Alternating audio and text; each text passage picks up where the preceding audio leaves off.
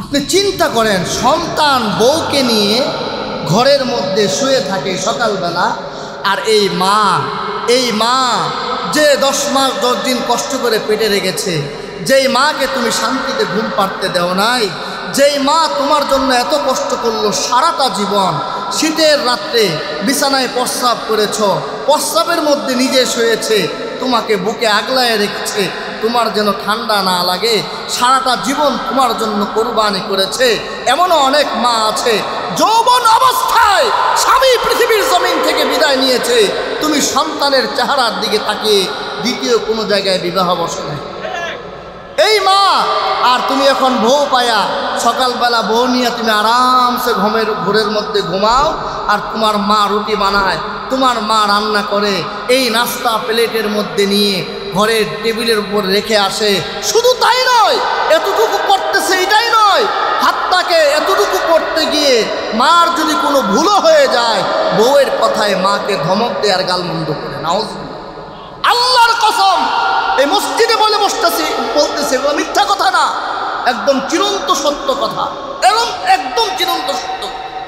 আচ্ছা বলেন, যেই সন্তানটা নিজের বউকে নিয়ে ঘরে শুয়ে থাকে, আর মা রান্না করে বউ আর সন্তানের জন্য এখনো এই বয়সে খাবার দিয়ে যায়, আবার শুধু তাই নয়, একটু ত্রুটি হলে মাকে আপনার ধমক দেয় আর বলে তুমি এখনো শুধরাইলা না। নাউজুবিল্লাহ, মাকে কি বলে বলেন? তুমি এখনো শুধরাইলা না, তুমি এখনো মানুষ হইলে না। আরে বেকুফ, মানুষ তোর মা তো ঠিকই হয়েছে, তুই কুলাঙ্গার মানুষ হত না এখনো, ঠিক না? তুই একটা কুলাঙ্গার সন্তান। বউ নিয়ে ঘরে শুয়ে থাকিস, আর মা তোর জন্য রুটি বানায় নিয়ে আসে, মা তোর জন্য নাস্তা বানায় নিয়ে আসে তোর বউয়ের জন্য। তাহলে এই সন্তানের হাসর কি হবে একবার চিন্তা করেন।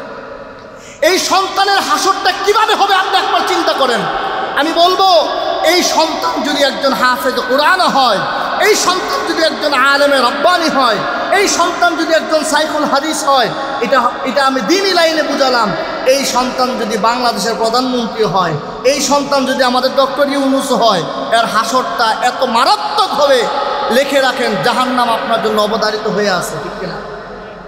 কারণ রাসূল বলেছেন, হুমা জান্নাতুকা, হুমা জান্নাতুকা, আল জান্নাতু তাহতা আকদামিল উম্মাহাত। মারাত্মক কথা এটা।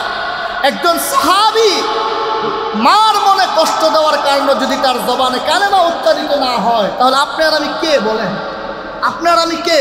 ওয়াইস আল কারনি, সে সাহাবী হতে পারলো না, কিন্তু মায়ের খেদমতের কারণে আল্লাহর নবী বললেন সাহাবীদেরকে তার সাক্ষাৎ পাইলে তার কাছ থেকে দোয়া নিবা। তাহলে মায়ের খেদমত আর মায়ের সন্তুষ্টি, এটা আপনাকে কোথায় পৌঁছাবে আপনি চিন্তা করছেন?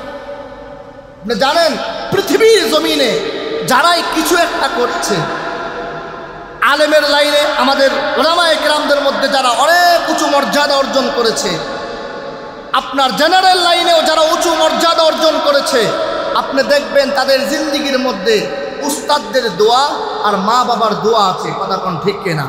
উস্তাদ আর মা বাবার দোয়া ছাড়া কোনো আলেম বা কোনো জেনারেল কেউই কোনো উচ্চ মাকাম অর্জন করতে পারে না, পারবে না, দুনিয়াতে পারবে না।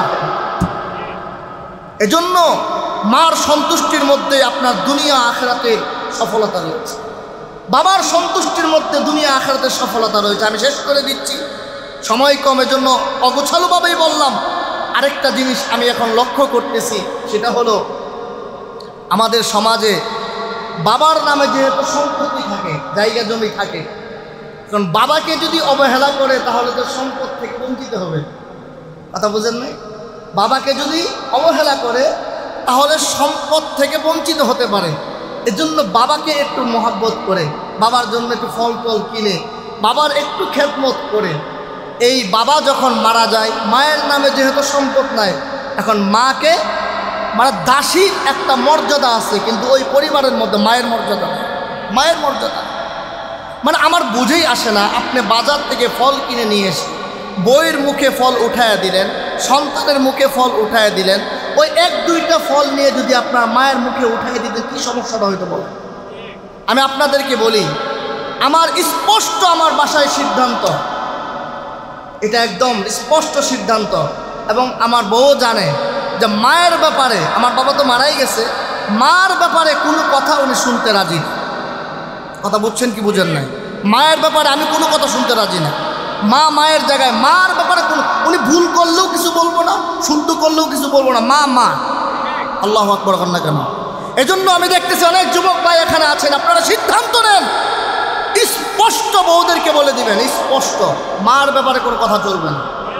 মার ব্যাপারে বউয়ের মুখে খানা উঠাইয়ে দেওয়া এটাও শূন্য, ছেলের মুখে খানা উঠিয়ে দেওয়া এটাও শূন্য। এটা আমি নিষেধ করতেছি না, কিন্তু মাকে কেন অবহেলা করেন? এটা আপনি বউয়ের মুখে খানা উঠাইয়ে দিবেন, বউয়ের যা দরকার তা দিবেন, কিন্তু মাকে অসন্তুষ্ট করে না। বউকে বউয়ের জায়গায় রাখবেন, সন্তানকে সন্তানের জায়গায় রাখবেন, মাকে মায়ের জায়গায় রাখবেন। মায়ের ব্যাপারে কোনো আপোষ চলবে না। আমি আমার ছাত্রদেরকেও এই কথাগুলো বলি, এই বন্ধের আগেও আমি বলেছি, বাড়িতে যাচ্ছে বাবা মার সাথে সুন্দর আচরণ কথা বলতে গিয়ে বলেছি, সিদ্ধান্ত নেওয়া এখন থেকে, যেই যুগ আসতেছে একটা মা বাবার সপরিবারের মধ্যে শান্তিতে নেই। এই জন্য এখন থেকে সিদ্ধান্ত নেও যে মার ব্যাপারে বউয়ের কোনো কথা আমি কানে নিব না, ইনশাআল্লাহ। বাস, মা পাগল হোক পাগল, তাও আমার মা। মা অতিরিক্ত পেশাল পারুক, এই মা তো সেই মা, আমার জবান দিয়ে দুইটা কথা বের হবে আর সে শুনবে, এই অপেক্ষায় ছিল। কি বলেন? তা আমার মা আমার অপেক্ষায় ছিল, আমার জবান দিয়ে দুইটা কথা শুনবে। আপনি জানেন এখনো আপনার জবান দিয়ে কথা শোনার জন্য আপনার মা অপেক্ষায়। এটা হলো মা। যদিও আপনি অবহেলা করতেছেন, এটা হলো মা, এটা হলো মা। আর এখন একটু পেশাল পারলে, দুই একটা কথা বেশি বললে ধমক দেয় না। আপনার বয়স হয়েছে, একটু কথা বেশি বলতে পারে, বলুক না, সমস্যা কি? বইলে যদি মা সন্তুষ্ট থাকে থাকুক। আপনার তো মেধা আছে, আপনার তো যোগ্যতা আছে। উনি 10টা কথা বলেছে, 10টা কথার মধ্যে 8টা কথা হয়তো বলেছে, এই 8টা কথা আমলে নেবেন না, 2টা আমলে নেবেন। এই জন্য তো মাকে ধমক দেওয়ার দরকার নাই। মা যদি আপনাকে 10টা কথা বলার কারণে উনি আরাম পায়, ওনার ভালো লাগে, লাগুক। মা তো একটা কথাই আপনাদেরকে বোঝানোর চেষ্টা করতেছি, অনেক কোরআন হাদিস থেকে অনেক কথা বলেছি যে মাকে মায়ের জায়গায় রাখবেন, বাস, এখানে কোনো আপোষ করবেন না। বাবাকে বাবার জায়গায় রাখবেন, বাস, এখানে কোনো আপোষ করবেন না। রাজি আছেন তো ইনশাআল্লাহ? আল্লাহ সুবহানাহু ওয়া তাআলা আমার যুবক ভাইদেরকে সকলকে এই কথাগুলো বুঝার, আমল করার তৌফিক দান করুন। আল্লাহুম্মা আমিন। আলোচনা করতেছেন ইহসান সম্পর্কে। আল্লাহ তাআলা বলেছেন ওয়াবিল ওয়ালিদাইনি ইহসানা, মুহসিন বান্দা হতে চাও পিতা মাতার সাথে সৎ আচরণ করো। সুবহানাল্লাহ। ওয়া আখিরু দাওয়ানা আলহামদুলিল্লাহ।